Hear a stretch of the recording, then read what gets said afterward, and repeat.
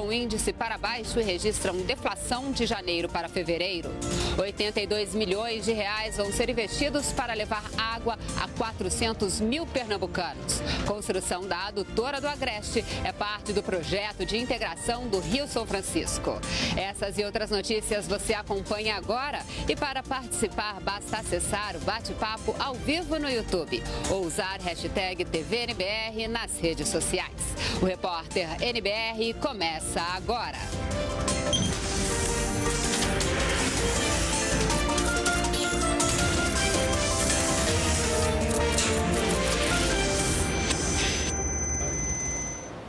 Olá, boa noite. No ar as notícias do governo federal desta quinta-feira, 21 de fevereiro de 2019.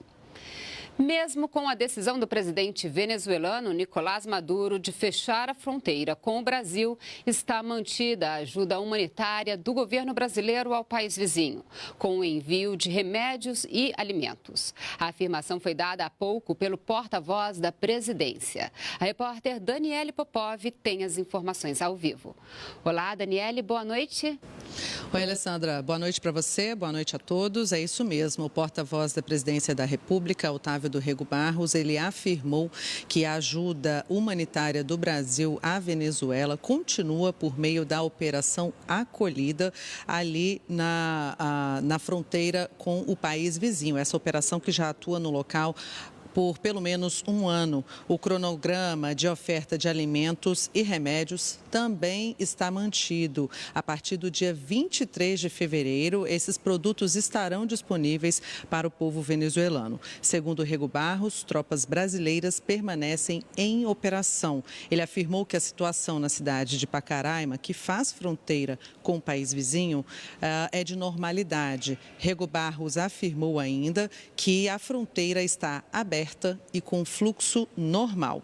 Os alimentos e medicamentos eles vão ser recolhidos de cidades brasileiras e enviados a Roraima por meio da Força Aérea Brasileira. São mais de 20 toneladas de leite e 500 kits de primeiros socorros. O porta-voz disse que os deslocamentos dos caminhões brasileiros eles serão feitos com a ajuda da Polícia Rodoviária Federal, mas que o recolhimento dos produtos deve ser feito por caminhões venezuelanos. O porta-voz informou ainda que o vice-presidente da República, Hamilton Mourão, ele vai participar, vai representar o Brasil na reunião do Grupo de Lima na próxima segunda-feira. Esse grupo é formado por 14 países latino-americanos, mais o Canadá. Foi formado em 2017 pelo Peru para denunciar a ruptura da democracia na Venezuela.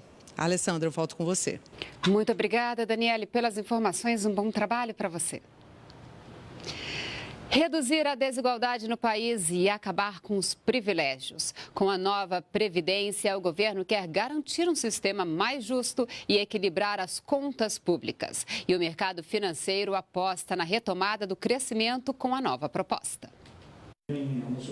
A nova Previdência contou com sugestões desse professor de economia da Universidade de São Paulo. A proposta do governo deve economizar 1 trilhão e 100 bilhões de reais em 10 anos e acaba com distorções do sistema. Paulo Tafner apoia o novo modelo apresentado ao Congresso Nacional. Tratou de forma abrangente de todos os benefícios, definiu idades mínimas de aposentadoria, que é um requisito importante para reduzir a desigualdade no Brasil, porque hoje pobre se aposenta velho e rico se aposenta cedo. Então, reduziu essa disparidade escandalosa do nosso sistema. E ela definiu também uma transição curta que dá potência fiscal, de modo que traga as contas públicas para uma dinâmica mais sustentável e, portanto, põe o país numa rota de crescimento. Uma das principais mudanças é a criação de novas faixas de contribuição, dependendo da renda do trabalhador. Quem ganha um salário mínimo, por exemplo, terá a alíquota reduzida de 8% para 7,5%. Já para quem ganha acima do teto da Previdência, ou seja, R$ 5.839,45, a alíquota será de 11,68%. No caso de servidores públicos, ela pode chegar a 16,79%. Todo mundo produz um déficit. O que significa o déficit? A soma do que eu contribuo é menos do que a soma do que eu recebo. Então, abre um passivo. Isso tem que ser pago pela sociedade. Ora, esse déficit, quando o trabalhador ganha muito pouco, é um déficit minúsculo. À medida que esse trabalhador ganha mais, esse déficit vai aumentando. Então, é justo que aqueles que produzem mais déficit, ou seja, a diferença maior entre o que eles recebem e o que eles contribuem, eles paguem um pouco mais. 1/3 dos trabalhadores ganham um salário mínimo.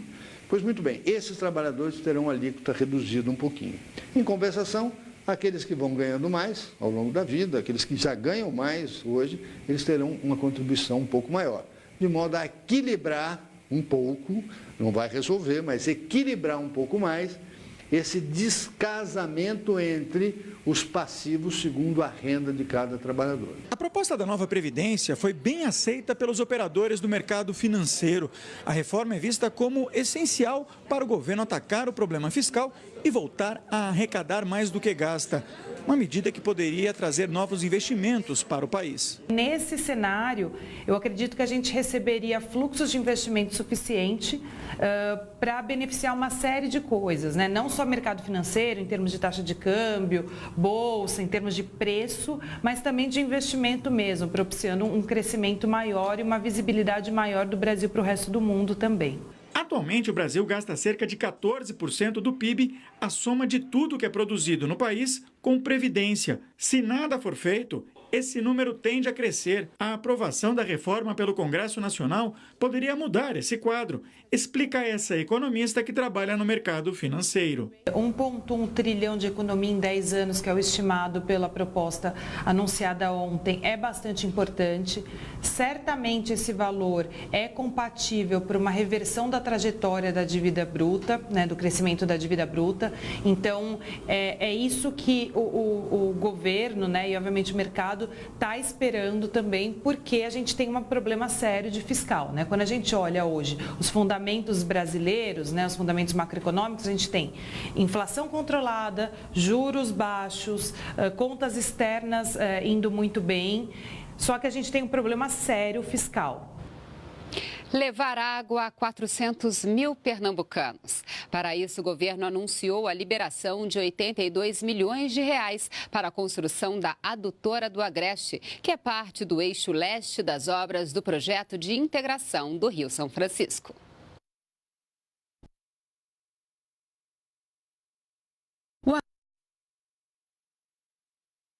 O anúncio foi feito no Facebook pelo Ministério do Desenvolvimento Regional. E pelo Twitter, o presidente Jair Bolsonaro destacou a ação e que o Nordeste é uma prioridade do governo federal. A adutora do Agreste está na fase de pré-operação e faz parte do eixo leste, que já garante o abastecimento regular de água a 1 milhão de pernambucanos e paraibanos. O eixo leste está com 97% das obras concluídas. Já o outro eixo de transferência de água, o norte, também está em fase final, com esforços mais concentrados na recuperação do dique de Negreiros. A expectativa é de que o dique esteja pronto até o final de maio. Assim, as estações vão bombear as águas do Velho Chico em direção ao Ceará. E no próximo bloco, parques nacionais batem recorde de visitação. Em primeiro, o Parque da Tijuca do Rio de Janeiro. A gente volta já já.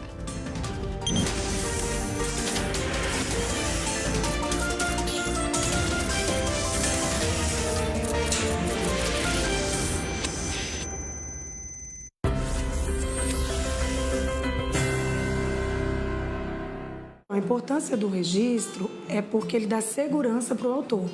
É uma forma do autor comprovar que ele que produziu aquele conteúdo. Então, assim, se amanhã ou depois alguém utilizar aquele conteúdo sem autorização do autor, ele tem um documento que o ajudará a exigir seu direito. Agora é importante lembrar que o registro ele não é obrigatório. Então, a proteção ela começa a partir da criação da obra e não do registro. Hoje a Biblioteca Nacional disponibiliza a própria sede no Rio de Janeiro, mais 10 escritórios estaduais e para quem não está no local onde haja um escritório, a opção de envio da documentação pelo correio. Todas essas informações estão disponíveis no site da Biblioteca Nacional, mas basicamente é juntar o formulário preenchido, a GRU paga, cópias dos documentos pessoais e uma via da obra que será registrada e levar junto à Biblioteca Nacional. Eu diria que registre sua obra para proteger e garantir os seus direitos.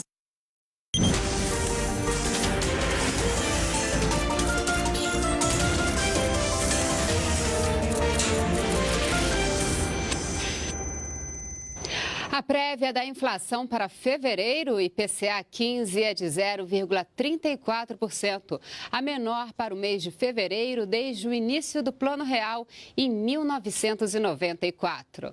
Ela foi divulgada hoje pelo IBGE. Vamos ver. Segue o TP. O Grupo Educação teve a maior variação e o maior impacto no índice. Já os grupos transportes e vestuário já tiveram deflação de janeiro para fevereiro. O número de visitantes nos parques nacionais brasileiros bateu um novo recorde. De 2017 para 2018, houve um aumento de mais de 1,5 milhão de visitantes, o que representa crescimento de mais de 6%. Confira na reportagem de Maurício de Almeida. Buscar o contato com a natureza é uma atividade que atrai cada vez mais pessoas. Tanto que no ano passado, o número de visitantes nos parques nacionais brasileiros bateu um recorde.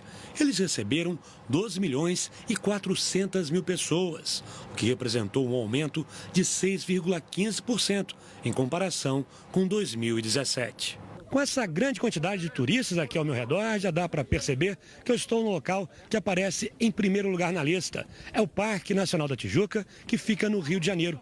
E o motivo para essa colocação está bem ali atrás. É o monumento do Cristo Redentor, uma das 7 maravilhas do mundo moderno, que fica na área do parque. A estátua do Cristo Redentor fica no alto do Morro do Corcovado, uma das diversas montanhas do Parque da Tijuca. Lá de cima, o visual da cidade do Rio é privilegiado. No mesmo parque também fica a Floresta da Tijuca, a maior floresta urbana do mundo. Atrações que no ano passado foram visitadas por cerca de 2.600.000 pessoas, turistas de diversas partes do Brasil e do mundo. É bastante emocionante, é uma emoção ímpar. Eu que venho de uma área extensa, que é a Floresta Amazônica, eu sou do Acre, eu estou com a minha família aqui já pela 3ª vez e estão todos emocionados. Está muito legal, conhecer o Cristo pessoalmente. Olha, é mágico, é incrível vir aqui. Primeira vez, eu estou amando muito. Essa conexão entre a natureza e a arquitetura é muito bonita. O Parque Nacional do Iguaçu, no Paraná, foi o segundo que recebeu mais visitantes, 1.890.000. Com 185.000 hectares de floresta, o parque é considerado Patrimônio Mundial pela Unesco. No parque ficam as Cataratas do Iguaçu, uma das 7 maravilhas da natureza. São 275 quedas d'água, com cerca de 80 metros de altura. Para o ICMBio, órgão do governo federal que é responsável pelos parques, o crescimento do interesse pelo ecoturismo ajudou a aumentar o número de visitantes. A tendência de aumento da busca por atividade de turismo em ambiente natural é global. Os dados da Organização Mundial do Turismo indicam que essa modalidade de turismo cresce entre 15% a 20% ao ano no mundo. É o segmento do turismo que mais cresce no mundo. E no Brasil é igual. Para os próximos anos, a expectativa é de quebrar outros recordes, principalmente por causa das parcerias público-privadas, que vão melhorar as estruturas dos parques. No Parque Nacional de Itatiaia, por exemplo, que fica na divisa do Rio de Janeiro com Minas Gerais, uma nova concessão foi assinada recentemente e vai permitir investimentos de 17 milhões de reais. As concessões nos ajudam a atender essa demanda crescente. Se fosse depender só dos investimentos públicos, para que a gente pudesse estruturar os parques nacionais e outras unidades de conservação para receber esses visitantes, a gente já está muito atrás da demanda. A gente não teria como preparar as unidades para receber. E é nesse momento que o parceiro privado, o concessionário, nos ajuda. Quem mora ou vai viajar para o sul e o sudeste do país e não tem ainda a imunização contra a febre amarela deve tomar a vacina. O motivo é porque atualmente há registro de circulação do vírus nessas regiões. A vacina deve ser tomada até 10 dias antes da viagem. Se a população não vai ao posto de saúde, o posto de saúde vai até a população. Quem passa por essa estação de trem em São Paulo pode se vacinar contra a febre amarela. Pelas recomendações que falam, né? Dos problemas que ela pode trazer, né? Então eu prefiro prevenir. São 46 ações como essa só na cidade de São Paulo. O município tem uma cobertura vacinal contra a febre amarela de 77% da população. Mas a meta do Ministério da Saúde é chegar a 95%. E essa situação se repete em todos os estados das regiões Sul e Sudeste. Por isso a intenção é aumentar a cobertura da imunização, principalmente nessa época que antecede o carnaval, quando muita gente viaja. A vacina precisa de 10 dias para começar a fazer efeito. O homem acaba sendo acaba contraindo a febre amarela acidentalmente, ou seja, ou porque viaja para a área de mata ou porque mora nessa região, né?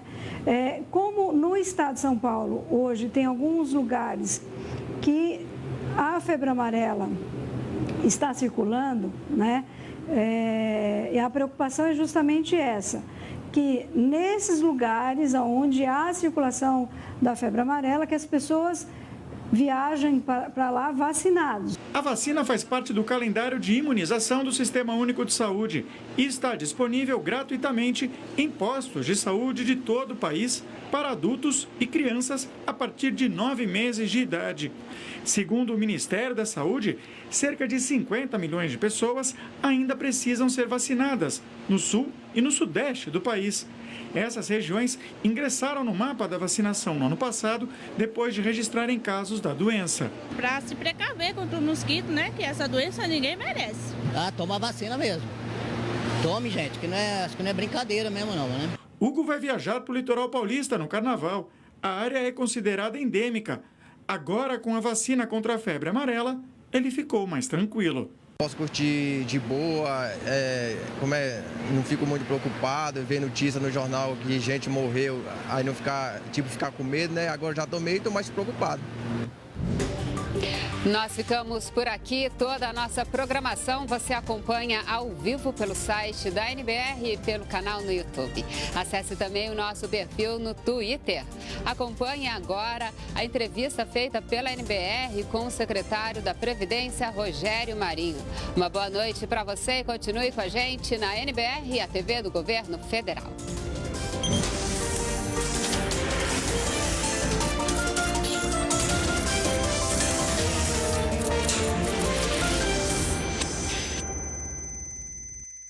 De segunda a sexta, às 7h15 da noite, é a hora de exibir os programas realizados pelo